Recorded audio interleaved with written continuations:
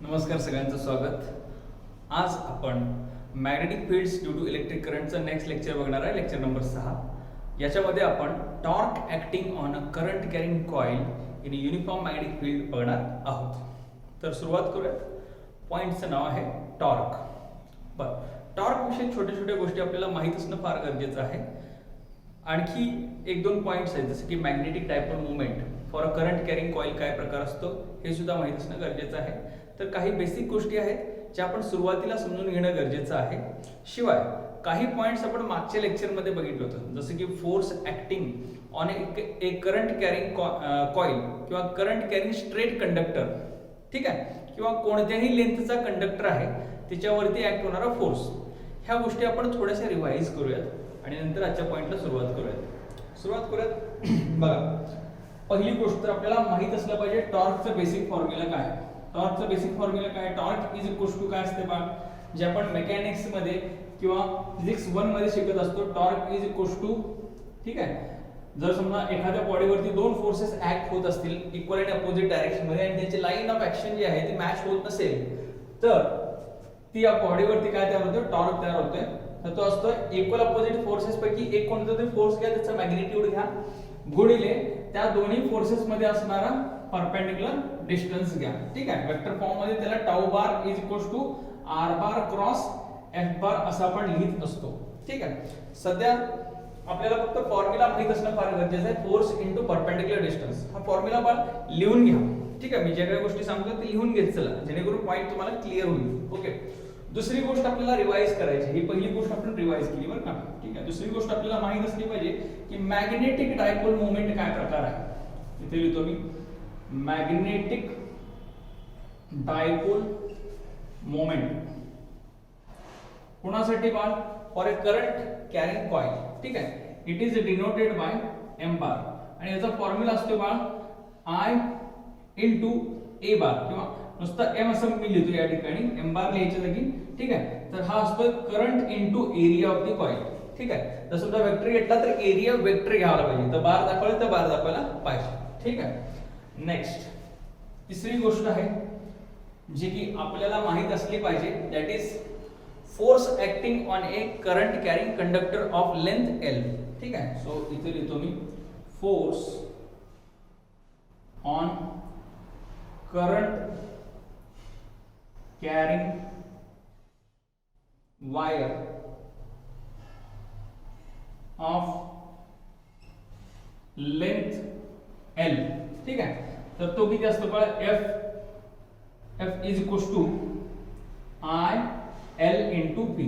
ठीक आहे, वायरची लांबी किती आहे बघा, एल आहे. ठीक आहे, वेक्टर फॉर्म मध्ये हे सुद्धा दाखवत नाही. वेक्टर फॉर्म मध्ये तुम्हाला माहिती आहे F bar is equals to I L bar cross B bar. आपल्याला फक्त फॉर्म्युला माहित असणं फार गरजेचं आहे कोणताही पॉईंट सुरू करायच्या अगोदर. तर हे क्विक रिव्हिजन घेतली. टॉर्कशी रिलेटेड सगळ्या गोष्टी किंवा जे काही डेरिव्हेशन आपण करणार आहोत आज, त्याच्याशी निगडीत सगळ्या गोष्टी आपल्याला माहित असणं गरजेचं आहे. जसं की किचनशी रिलेटेड किंवा कुकिंगशी रिलेटेड जे चॅनल्स असतात YouTube वरती किंवा कोणतेही, तुम्ही जर कुकिंग करणार असाल तर तुम्ही सगळ्यात पहिल्यांदा कोणती रेसिपी बनवायच्या अगोदर मसाला बनवून घेतो. सेम तसंच आहे बाळ, आपल्याला जे डेरिव्हेशन बघायचं आहे त्यासाठीचा हा मसाला तयार केलेला आहे. Okay, so let us begin.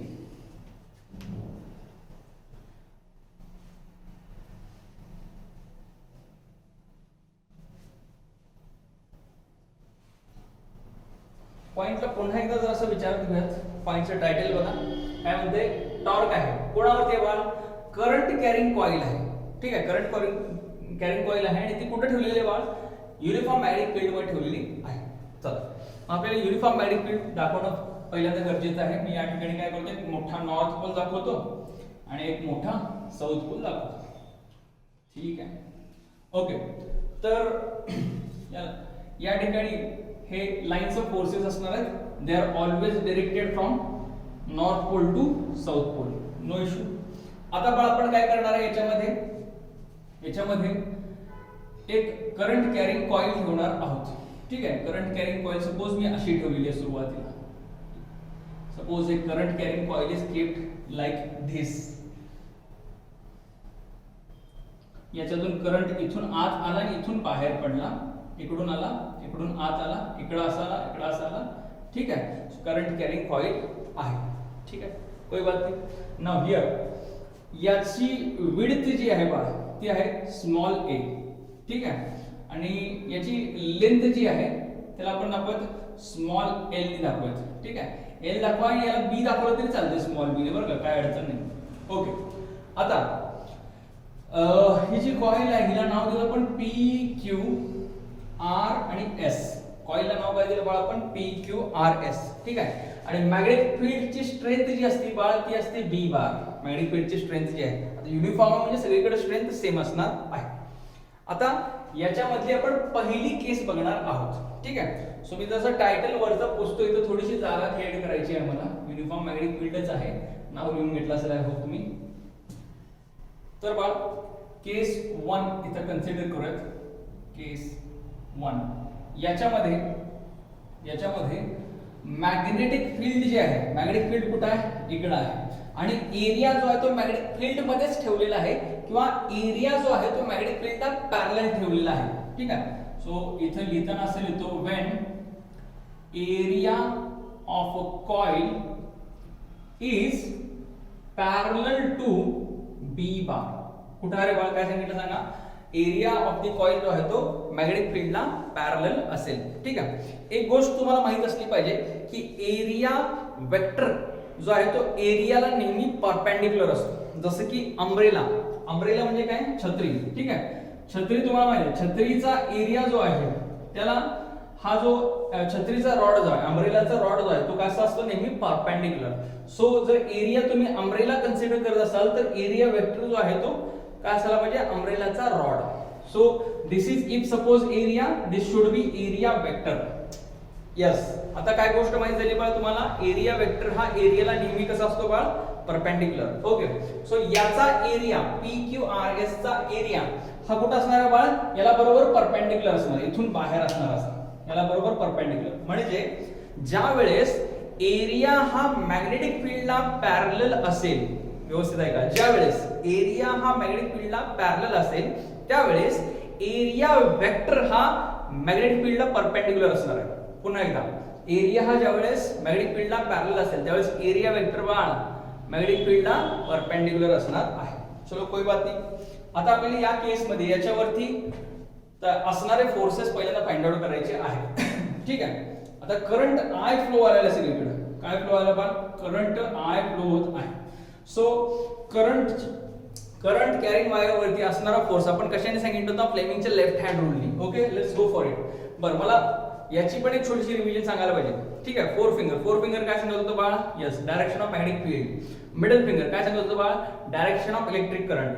आणि thumb is the last finger and which is indicating the direction of force acting on the coil. Okay, कोई बात नाही. सो पहिल्यांदा आपण याच्यावर SP वरती बघा, करंटची डायरेक्शन वरती आहे, मॅग्नेटिक फील्ड इकडे आहे, मॅग्नेटिक फील्ड कुठे आहे, इकडे, करंट कुठे आहे, वरती, फोर्स कुठे असणार आहे बाळा, बोर्डच्या आतमध्ये. सो याच्यावरती असणारा फोर्स जो आहे बाळा हा आतमध्ये आहे, त्याला आपण काय म्हणतो, तात्पुरते F1 म्हणून. नेक्स्ट, मॅग्नेटिक फील्ड कुठे आहे, नॉर्थ कडून साऊथ कडे. हे काय, मिडल फिंगर कुठे आहे बाळा, डाऊनवर्ड. फोर्स कुठे असणार आहे बाळा, बोर्ड मधून बाहेर. So force will be directed हे F1 झालं, त्याला F3 असं म्हणतात. बरं, इथं मॅग्नेटिक फील्ड आणि करंट दोन्ही एकमेकांच्या डायरेक्शन मध्ये आले. ठीक आहे, मॅग्नेटिक फील्ड आणि करंट एकमेकांच्या डायरेक्शन मध्ये आले, या ठिकाणी फोर्स क्रिएटच होणार नाही, वरती खाली फोर्स क्रिएट होणार नाही. ठीक आहे, ही गोष्ट समजून घ्या.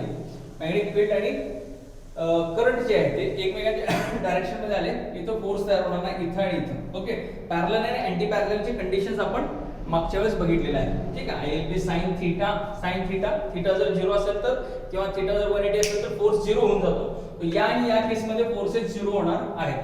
म्हणजे इकडे असणारा F1 आणि इकडे असणारा F2, इथं असणारा F2 आणि इथं असणारा F4 हे दोन्ही काय असायला पाहिजे बा, 0 असायला पाहिजे यांच्यावरचे फोर्सेस. ठीक आहे, सो हा झाला फ्रंट व्ह्यू. फ्रंट व्ह्यू म्हणजे काय की आपण समोरून बघितल्यानंतर कशी सिच्युएशन दिसते. ठीक आहे, जर समजा याला वरून बघितलं, टॉप व्ह्यू मधून बघितलं तर कसं दिसणार आहे बघा. सो इथे लिहितो मी top view of the same diagram. याला वरून बघितलं तर ते कसं दिसणार आहे बघा. मॅग्नेटिक फील्ड कुठे आहे बघा, इकडून इकडे आहे. चलो, मॅग्नेटिक फील्ड असं आहे. ओके, बर, करंट कॅरिंग कॉइल कुठे ठेवलेली आहे, इथून अशी ठेवलेली आहे बघा. ठीक आहे, वरून बघितलं तर बाळ तुम्हाला पी आणि क्यू हे दोनच कॉर्नर्स दिसतील. वरून बघितल्यावर बाळ काय दिसणार तुम्हाला? फक्त पी आणि क्यू हे दोनच कॉर्नर दिसतील. समजतंय का बघ बाळ? ओके. करंट कोणीकडून कुठे चालले बाळ? पी कडून क्यू कडे चाललेले आहे. No issue. ओके. आता दुसऱ्या जे दोन कॉर्नर्स आहेत एस आणि आर हे कुठे आहेत बाळ? एस आणि आर जे आहे ते पी च्या बरोबर खाली बोर्डच्या आतमध्ये कोण असायला पाहिजे? एस. आणि क्यू च्या बरोबर खाली बोर्डच्या आतमध्ये कोणता कॉर्नर असायला पाहिजे? आर असायला पाहिजे. यस. म्हणजे ते दोन कॉर्नर्स आपल्याला दिसत नाहीत पण ते आहेत. समजते का बघ बा? सपोज मी इथं एखादं उदाहरण सांगण्यासाठी काय आहे का माझ्याकडे बघतोय. आय हॅव दिस नोटबुक नाहीये माझ्याकडे एकही. सो इट्स ओके, काय अडचण नाही.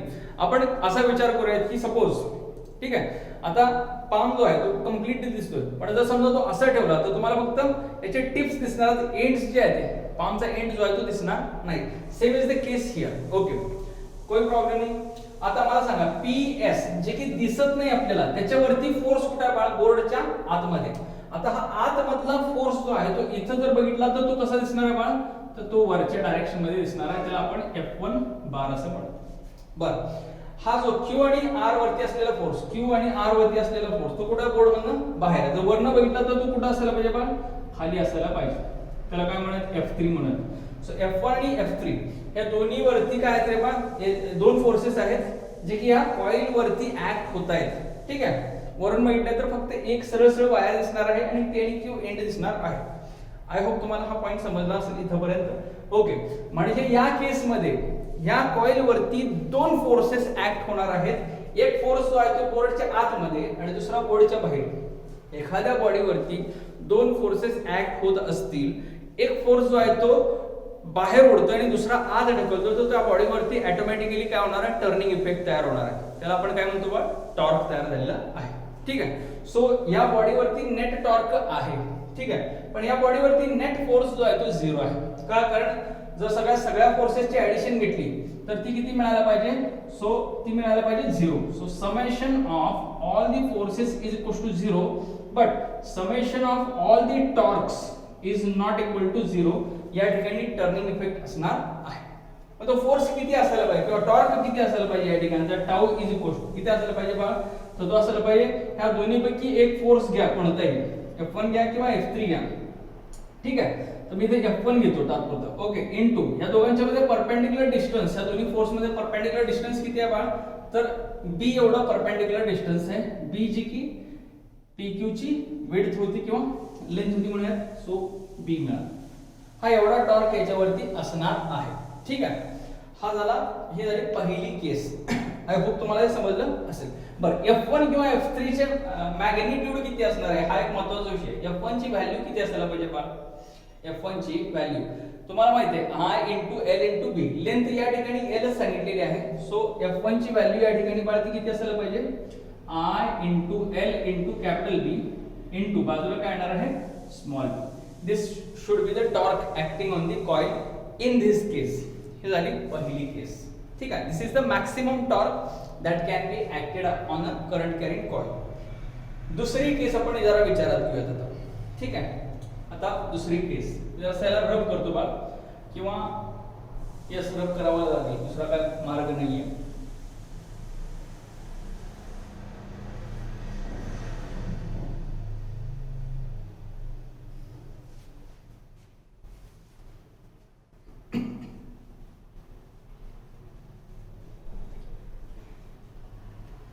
When area of the coil is perpendicular to the magnetic field, काय बोलतो बा? When area of the coil is perpendicular to the magnetic field B bar. या केस मध्ये काय होईल जरासं बघूयात. ठीक आहे, लेट अस पुन्हा एकदा मला नॉर्थ, मोठा साऊथ या ठिकाणी ड्रॉ करायचा आहे. लाईन्स ऑफ फोर्सेस तुम्हाला माहित आहे, नॉर्थ कडून साऊथ कडे जात असतात. ठीक आहे, आता याच्यामध्ये जी कॉइल ठेवलेली आहे की नाही बाळ, ही परपेंडिक्युलर टू द काय आहे बाळ? मॅग्नेटिक फील्ड आहे. परपेंडिक्युलर अतिशय थिन दिसणार आहे. सपोज एखादी वस्तू आपल्याला, सपोज इथं आता बुक आहे, सपोज एखादी वस्तू जर समजा अशी ठेवली असेल बघा, अशी ठेवली असेल तर ती तुम्हाला कशी दिसणार आहे बाळा? रेक्टँग्युलर दिसणार आहे. पण तीच जर समजा अशी दाखवली तर तुम्हाला त्याची फक्त काय दिसणार आहे? ही लाईन दिसणार आहे. लक्षात आहे का? ही लाईन जी आहे ती दिसणार आहे. तर बुकची विड्थ जी आहे ती खूप जास्त असल्या कारणाने हे सुद्धा रेक्टँग्युलर वाटतं. पण जर खूप थिन असते तर काय असतं? It should be visible only as a line. Okay. So आता याच्यावरती काय काय होणार बघा? करंट इकडं चाललेलं आहे, वरती इकडं खाली. ओके. तर या केसमध्ये काय होणार बाबा? करंट कुठं आहे? वरती आहे. मॅग्नेटिक फील्ड कुठं आहे? इकडं आहे. समजायला का? याच्यावरती म्हणजे ही जी साइड आहे P Q R आणि S, तर SP ह्या साइड वरती असलेला फोर्स बघा. मी काय बोलतोय बघा? मॅग्नेटिक फील्ड कुठं आहे? इकडून इकडे आहे. करंट कुठं आहे? वरती आहे. फोर्स कुठं असणार आहे बाळ? इनवर्ड असणार आहे. फोर्स कुठं असणार आहे बाळ? इनवर्ड असणार इकडं. ठीक आहे. नेक्स्ट याच्यावरती बघा, करंट कुठं आहे? खाली. मॅग्नेटिक फील्ड इकडं आहे. म्हणजे कोणावरती? QR वरती. करंट कुठं आहे बाळ? खाली. मॅग्नेटिक फील्ड कुठं आहे? इकडं. फोर्स कुठं असणार आहे बाळ? बाहेरच्या साइड इकडं असणार. समजते का बघा? ओके. याच्यावरती बघा आता करंट कुठे आहे? आतमध्ये. मॅग्नेटिक फील्ड कुठे आहे? इकडे. फोर्स कुठे असणार आहे बाळ? डाऊनवर्ड. आणि याच्यावरती एक्झॅक्टली वरती फोर्स असणार आहे. आता या केस मध्ये काय होतं बघा? हे दोन्ही फोर्सेसच्या लाईन्स ऑफ ऍक्शन जे आहेत ते या केस मध्ये मॅच होतात. लाईन्स ऑफ ऍक्शन काय होतात? मॅच होतात. फोर्सेस जे आहेत त्यांचे लाईन्स ऑफ ऍक्शन जे आहेत ते एक्झॅक्टली मॅच होत असतात. समजते का बघा? इमॅजिन होतंय बघा, करंट कॅरिंग कॉइल आहे, याच्यावरती फोर्स जो आहे, सपोज आता करंट वरती चाललेला आहे. इकडं करंट कुठं चाललं? वरती आहे की नाही? मॅग्नेटिक फील्ड कुठं आहे? इकडं आहे. तो फोर्स कसा असणार आहे बघा? करंट चाललं तर वरती, मॅग्नेटिक फील्ड इकडं. फोर्स कुठं असणार आहे? आत. आणि याच्यावरती इकडं. म्हणजे हे दोन्ही फोर्सेस जे आहेत ते एकमेकांना कॅन्सल करतात या ठिकाणी. त्यामुळं नेट फोर्स जो आहे तो किती असणार आहे? 0. पहिल्यांदा आपण इथे टॉप व्ह्यू ड्रॉ करूयात. Top view. Top view will be visible like this. ठीक आहे. आता या केस मध्ये काय केलं बघा? मॅग्नेटिक फील्ड बघा. आता हे वरून बघितलं तर कसं दिसणार आहे? PQ जे आहे ते एक्झॅक्टली परपेंडिक्युलर टू द काय आहे बघा? मॅग्नेटिक फील्ड आहे. करंट इकडून इकडे चाललेला आहे. ओके. या केस मध्ये काय होणार आहे बघा? या केस मध्ये याच्यावरती असलेले फोर्सेस म्हणजे कोणते कोणते फोर्सेस मगाच सांगितलेलं F1 आणि F3 हे एकमेकांच्या एक्झॅक्टली अपोजिट डायरेक्शन मध्ये असणार आहे. इकडे F1 आणि F3. ठीक आहे. आणि उरलेले दोन फोर्सेस जे की दिसत नाहीत ह्या केस इथं, ते एक आहे खाली आणि एक आहे एक्झॅक्टली वरती. याचं कारण समजलं का बघा? करंट इकडे आहे आतमध्ये, मॅग्नेटिक फील्ड इकडे, फोर्स कुठं असणार आहे? बरोबर खाली इकडं. हा फोर्स कोणता असणार आहे बा? ह्याला F2 म्हटलं तरी चालेल. नेक्स्ट करंट कुठं आहे? इकडच्या साईडला आहे की नाही? आणि मॅग्नेटिक फील्ड कुठं आहे? सॉरी बाहेर. मॅग्नेटिक फील्ड इकडे आहे, करंट कुठं आहे? बाहेर. मॅग्नेटिक फील्ड इकडे असताना फोर्स जो आहे तो वरती असणार आहे, तो असणार आहे F4. या केस मध्ये F2 आणि F3 हे एकमेकांच्या डायरेक्शन मध्ये आहेत. ओके सॉरी मी चुकून बरोबर दाखवलेलं. F2 आणि F4 हे कुठं असणार आहेत? ह्या प्लेन मध्ये असणार आहेत. F2 इकडं आणि F4 इकडं. इमॅजिन होतंय का बघा? F2 इकडं आणि F4 इकडं. हे दोन्ही एकमेकांना कॅन्सल करतात आणि हे दोन्ही एकमेकांना कॅन्सल करतात. म्हणजे ह्या केस मध्ये चारही फोर्सेस एकमेकांना काय करतात बा? कॅन्सल करतात. So F net force acting on this body will be 0. Therefore net torque जो आहे तो सुद्धा काय असणार आहे बा? या बॉडीवरचा 0. ओके. सो लास्ट केस मध्ये जाऊयात आपण आता. थर्ड केस. ओके. याला जरासं हे केस नंबर 2 होतं बरं का? केस नंबर 2 होतं. झालं का बघा? Okay. Will go for the case number 3 नाव.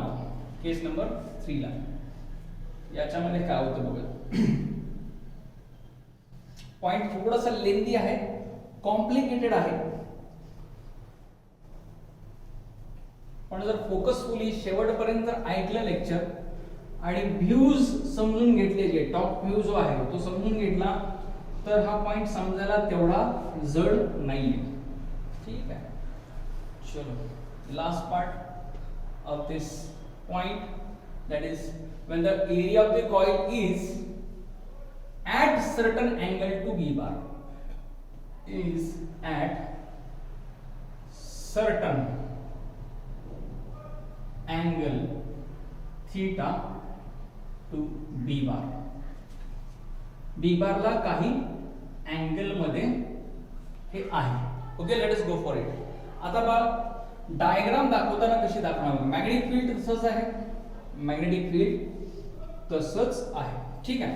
आता या ठिकाणी ही जी कॉईल आहे हिनं काय केलेलं बा, सर्टन अँगल केलेला आहे. कोणासोबत, तर मॅग्नेटिक फील्ड सोबत केलेला आहे. हे करंट आलेले एका साइडनं आणि दुसऱ्या साइडने करंट बाहेर पडलेला आहे. समजते का बघ बा. Okay. It has made some angle, okay. आता ज्या वेळेस मी काय म्हणतो बघा, ज्या वेळेस एखाद्या कॉइलनी बघा लक्षात घ्या, अशी असेल कॉइल, तर एरिया वेक्टर कुठं होता, असा. ठीक आहे. ज्यावेळेस कॉइल थोडीशी तिरकी करतो त्यावेळेस एरिया वेक्टर सुद्धा काय होतं बघा, त्याच्या सोबत तेवढ्याच अँगलनी टर्न होतो. पुन्हा एकदा, कॉइलचा एरिया जेवढ्या अँगलनी टर्न होतो तेवढ्याच अँगलनी एरिया वेक्टर सुद्धा टर्न होतो. या ठिकाणी कॉइलनी मॅग्नेटिक फील्ड सोबत सर्टन अँगल केला. मॅग्नेटिक फील्ड कसं आहे, इकडून इकडे आहे. मॅग्नेटिक फील्ड कसं आहे बा, इकडून इकडे. आणि कॉइल जी आहे ती मगाशी अशी होती केस नंबर 1 मध्ये कॉइल अशी होती आणि केस नंबर 2 मध्ये कॉइल जी आहे ती अशी झालेली आहे. केस नंबर 2 मध्ये काय झालं बाळा, कॉइल जी आहे ती अशी झाली. आपल्याला असं पण ठेवायचं नाही, असं पण ठेवायचं नाही. आपल्याला काय करायचं बा, फक्त थोडंसं टर्न करायचं. आपल्याला काय करायचं बा, थोडंसं टर्न करायचं. ठीक आहे. तर त्यावेळेस काय होणार आहे बघा, या केस मध्ये बघा, ही जी साइड आहे याला नाव होतं P, हे होतं Q, हे होतं R आणि हे S. याची लांबी किती होती बा, तुला माहित आहे. ती लेंथ किती होती बा, स्मॉल l होतं. ठीक आहे. जरासं लेंथ L. ठीक आहे. आणि इकडं काय आहे बा, ब्रेड तर B आहे. चलो कोई बात नाही. आता बाळा जरा विचार कर बरं का. आता फोर्सेस फाइंड आउट करूयात सगळ्यात पहिल्यांदा. बरं, अँगल किती केलेला आहे मॅग्नेटिक फील्ड सोबत, यांनी सपोज किती अँगल केलेला बाळ, थीटा एवढा अँगल केलेला आहे. किती अँगल केलेला बाळ, मॅग्नेटिक फील्ड सोबत थीटा एवढा अँगल केलेला आहे. ओके. आता याच्यामध्ये फोर्सेस बघा. आता सगळ्यात पहिल्यांदा तर करंट कुठं आहे, सपोज SP वरती विचार करत, करंट कुठं आहे बाळ, वरती. मॅग्नेटिक फील्ड कुठं आहे, ठीक आहे. फोर्स कुठं असणार आहे, आत.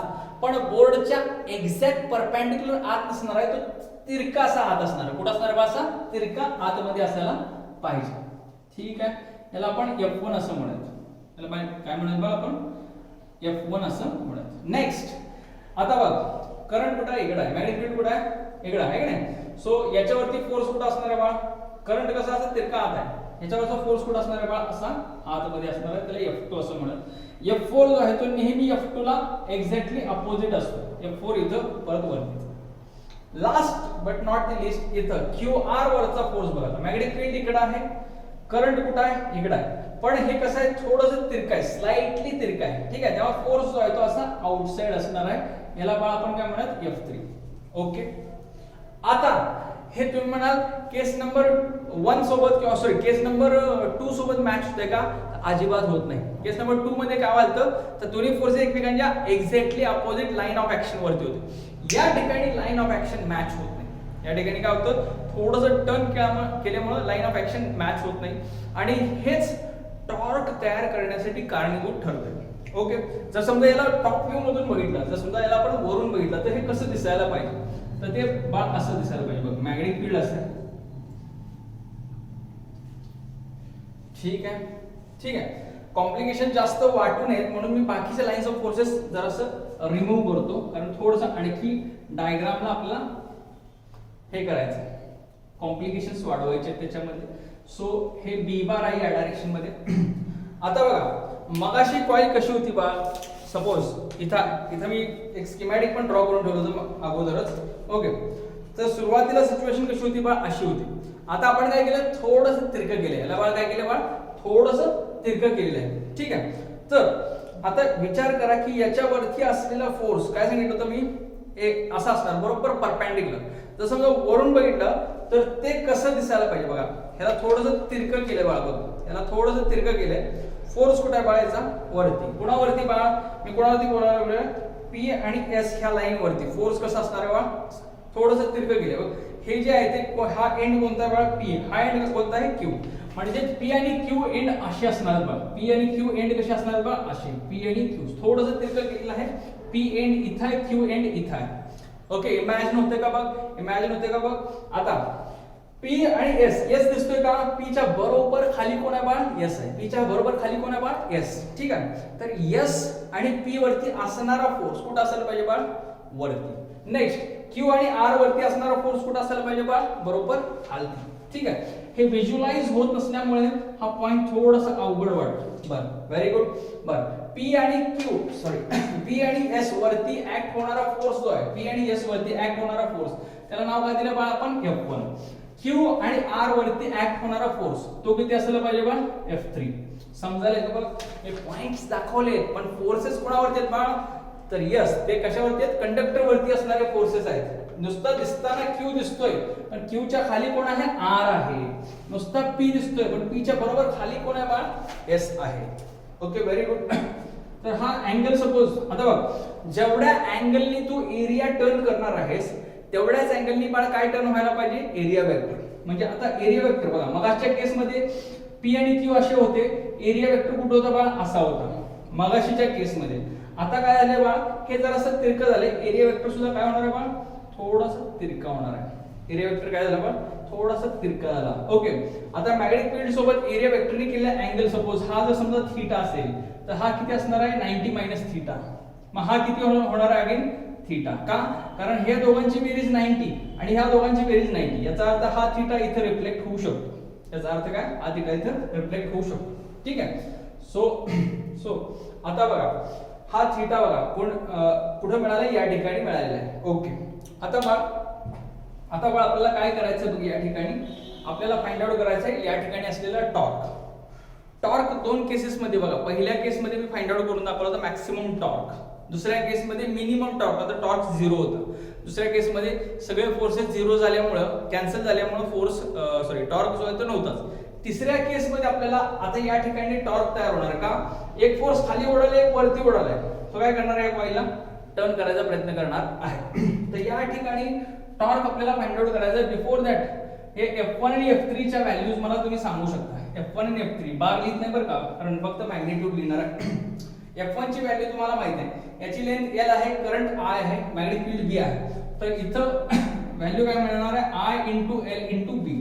इथं सुद्धा काय मिळणार आहे बा, I इंटू L इंटू इथं नाही, या ठिकाणी इथं काय मिळणार आहे, I into L into B. समजायला का बघा. ओके, सो हे दोन्ही फोर्सेस काय करत बा, टॉर्क तयार करत आहेत.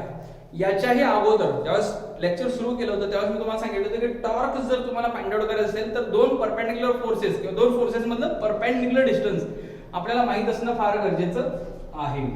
तर हे आहे या दोघांच्या मध्ये असलेलं परपेंडिक्युलर डिस्टन्स. ठीक आहे, हे असं न दाखवता मी इथं थोडीशी लाईन जॉईन करून दाखवतो.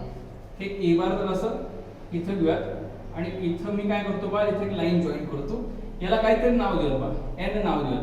ठीक आहे, इकडे खाली F3 आहे, F3 is equals to I into L into B आहे.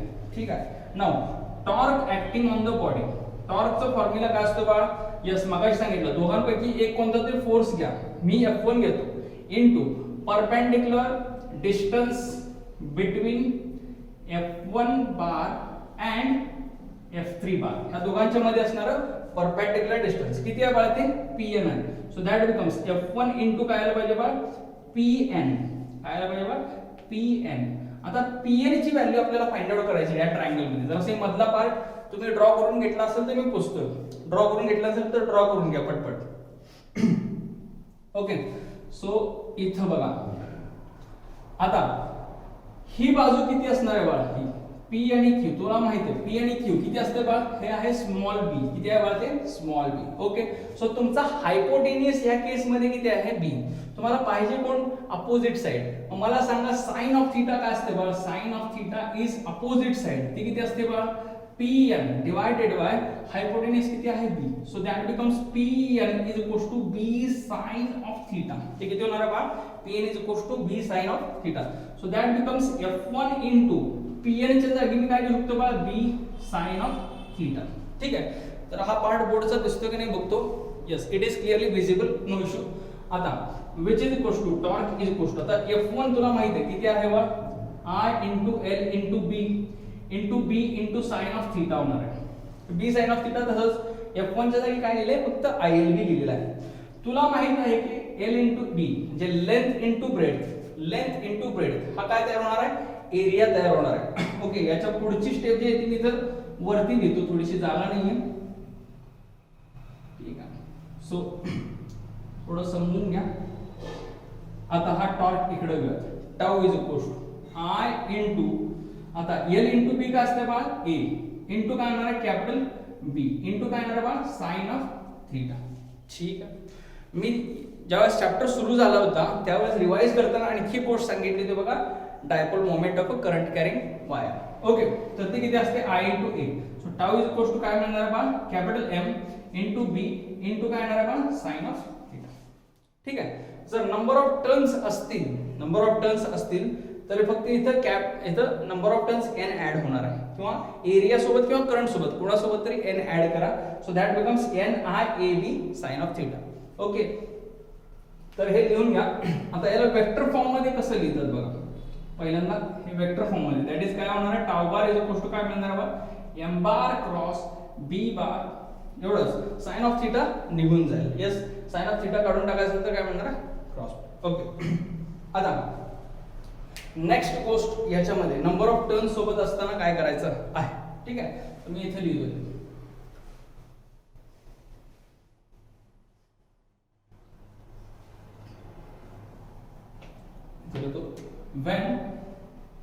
when coil has n number of turns. ठीक आहे, कॅपिटल एन या नाही तर स्मॉल एन, कॅपिटल एन लिहूया. सो दॅट बिकम्स बघा टाऊचा फॉर्म्युला करंट सोबत ते एन येणार आहे, that is N I A B sine of theta. हा तो फॉर्म्युला बनणार आहे. ठीक आहे, वेक्टर फॉर्म मध्ये काय फॉर्म्युला बनलेला आहे tau bar is equal to काय मिळाला बा एम बार क्रॉस बी बार हा फॉर्म्युला मिळालेला आहे. ठीक आहे, तर that's the end of this derivation. तर फॉर्म्युला काय माहित झाला हे महत्त्वाचं आहे. तर काय बा tau is equal to M B sine of theta. बरं, आता केस 1 आठवण्याचा प्रयत्न करा. तर तुम्ही लिहून घेतला असेल तर केस 1 मध्ये मी काय सांगितलं होतं की एरिया वेक्टर ह्याला परपेंडिक्युलर होता. म्हणजे त्या ठिकाणी साइन ऑफ थीटा काय असणार आहे बा, यस त्यावेळेस काय असणार आहे थीटा जो आहे तो 90 असणार आहे. त्या केसमध्ये मॅग्नेटिक फील्ड असं होतं, एरिया असं होता आणि एरिया वेक्टर जो होता मॅग्नेटिक फील्डला परपेंडिक्युलर. म्हणजे काय आलं M B sine 90, that is M into बीच होणार. Sine 90 is 1. म्हणजे मॅक्सिमम टॉर्क किती होणार आहे, नुसता एम बी होतोय किंवा नुसता NIAB एवढा होऊ शकतो. ओके, जर मिनिमम टॉर्क हवा असेल तर तुम्हाला काय करायला पाहिजे, मॅग्नेटिक फील्डच्या डायरेक्शन मध्ये काय करायला पाहिजे, एरिया वेक्टरला आणायला पाहिजे. त्यावेळेस साइन 0 होईल. थीटा जो आहे तो किती होणार आहे, एरिया वेक्टर आणि मॅग्नेटिक फील्ड मधला अँगल 0. साइन 0 किती असतो बघ 0. त्यामुळे दुसऱ्या केसमध्ये मिनिमम टॉर्क मी लिहून दिलेला आहे तर ते आहे. तिसऱ्या केसमध्ये तो मॅक्सिमम पण राहणार नाही, मिनिमम पण राहणार आहे, ऍट सर्टन अँगल राहणार आहे थीटा. आय होप तुम्हाला हा पॉइंट समजला असेल तर नक्की लाईक करा, शेअर करा. Thank you very much.